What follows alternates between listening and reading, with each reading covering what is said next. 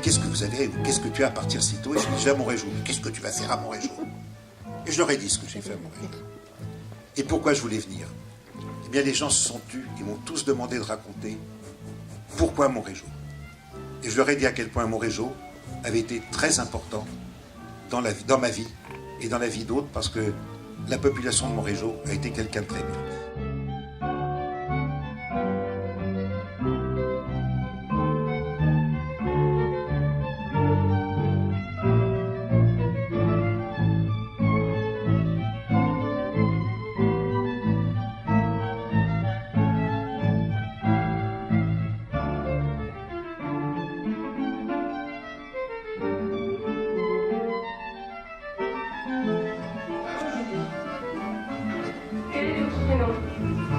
Je m'appelle Quentin. 90 ans. Avez-vous eu des amis? Quoi? Non. Non. Est-ce que vous les avez revus depuis? Oui. Hier. Hier. Éprouviez-vous de la satisfaction? Bien sûr. Et de faire à refaire? Ouais, pourquoi pas.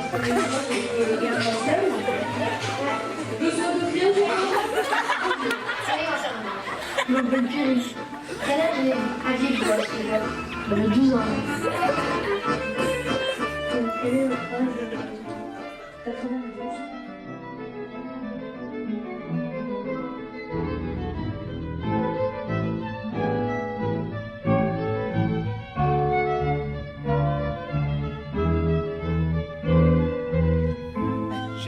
J'ai pas encore eu le temps de lire vraiment toute la lettre, mais je découvre la correspondance.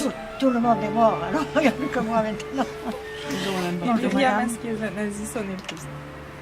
Je suis très émue et honorée de vous Je découvre cette continuité que vous avez vue avec la partie, ce que nous appelions la branche anglaise de la famille, Oui. les Pertuc. Oui, oui, les Pertuc, oui, oui. Absolument. Et Anne m'a envoyé ce mail il n'y a pas longtemps rentré.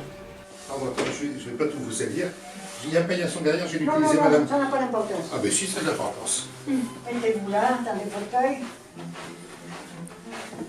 Et oui, je suis la dernière du réseau ici, il n'y a plus personne. Oui, parce que madame Roy est décédée il y a 5 ans, je dirais à peu près. 4-5 ans. Oui, entre 4 et 5 ans, oui. Madame Roy. Denise, l'institutrice. L'institutrice qui était celle. Ça me dit vaguement quelque chose, Oui, non, mais... Voilà, mais on en parle dans le film. Ou si vous voulez, les trois justes de Montrégeau. Oui. Je pense qu'il aurait dû en avoir d'autres. Oui, vous savez, c'était la fin de la guerre. Et tout Voilà, ça. donc maintenant, est-ce que vous savez qu'à Montrégeau, il y a eu 80 familles juives qui ont été hébergées ici?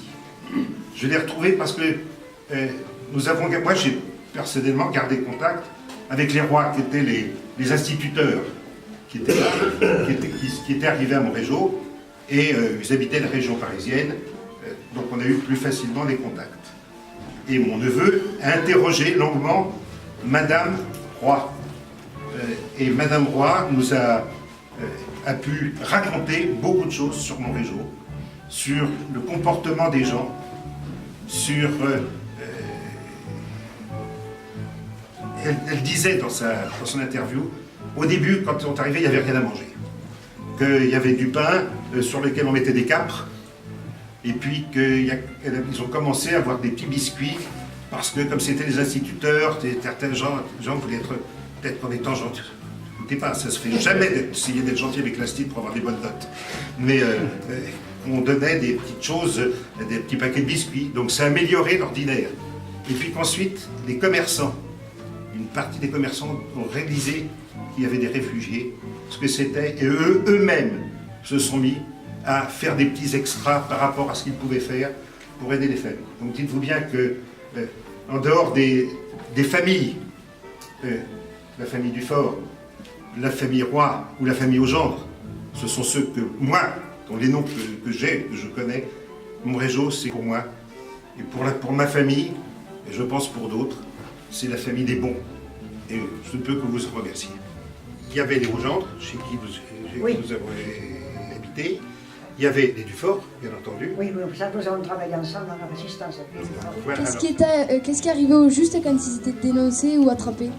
Eh bien, la pire des choses, ils pouvaient être fusillés ils étaient interrogés par la Gestapo, en tout cas pour essayer de savoir à quoi ils appartenaient, s'il y avait d'autres personnes qu'ils cachaient, et envoyés en camp de concentration, et très peu sont venus. Très peu sont venus. Voilà, alors ça, ce qu'on a su après, ce que j'ai dit tout à l'heure, c'est que M. Dufort était un chef de la résistance. Voilà. Il venait au parachutage, Mais absolument, et il y avait planqué chez les Dufort, en même temps qu'il cachait mon frère, un haut gradé, moi de ce que j'ai entendu, c'était un colonel de l'armée américain. Non, il n'était pas chez Dufort. Alors il y en avait peut-être un autre chez les Dufort. Non, parce qu'il a été parachuté ici. Dufort était au parachutage et il a été au début planqué à Villeneuve-de-Écussin chez une de mes tantes. Puis après, il est allé au maquis de Saint-Bertrand-de-Comminges. Maurice Pertuc, qui a été abattu, parachutiste qui a été abattu. Est-ce que c'est lui? Parce qu'il y a un Pertuc qui a été abattu et l'autre qui était dans les troupes britanniques. Dans le pont, le pont qui est pris dans le film Un pont trop loin, qui est en Hollande. Peter. Donc Peter, il était en Angleterre dans le Royal Air Force. Et il y en a, mais puis Peter n'a pas été tué. Non. C'est Maurice. Voilà. Il a été pendu 15 jours avant la libération du camp. Ça me rappelle quelque chose. Je ne peux pas fixer, dire moi j'étais là, j'étais pas là. Ça me dit quelque chose, c'est certain. Ici, si vous voulez, moi ça me... j'ai pas de mémoire, mais sentimentalement, je sais que mon frère a été caché ici. Entre l'arrivée des Allemands, quand ils sont arrivés à Montrégeau, puisqu'à partir de là, on craignait à tout moment, et qu'il était caché chez M. Dufort, où il dormait ici.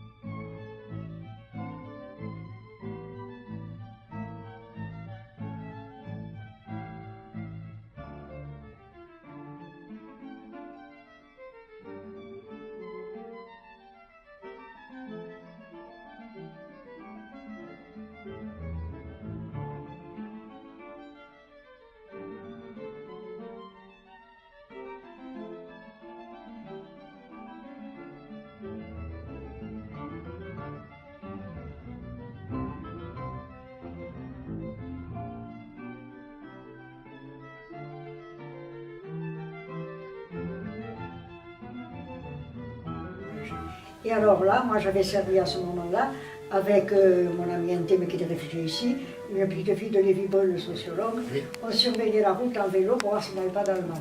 Et alors lui, on l'a mis dans une camionnette et habillé en major américain parce qu'il n'avait pas voulu sortir l'uniforme pour être pris comme franc-tireur.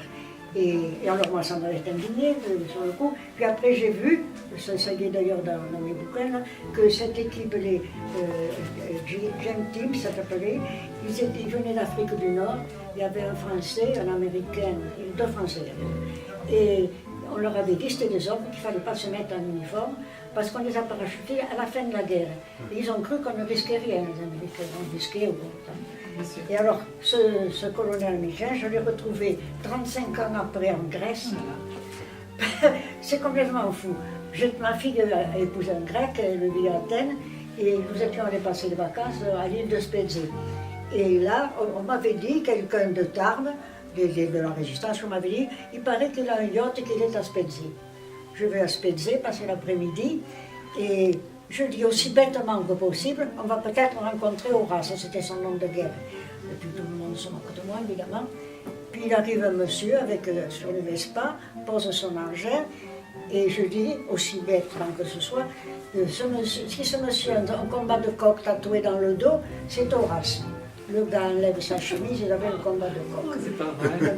Un loup d'un côté, je sais pas si c'était un héron de l'autre. Et c'était les gens du maquis de Saint-Bertrand qui m'avaient dit, il a fait quoi dans le canal, et il a un combat de coq tatoué dans le dos.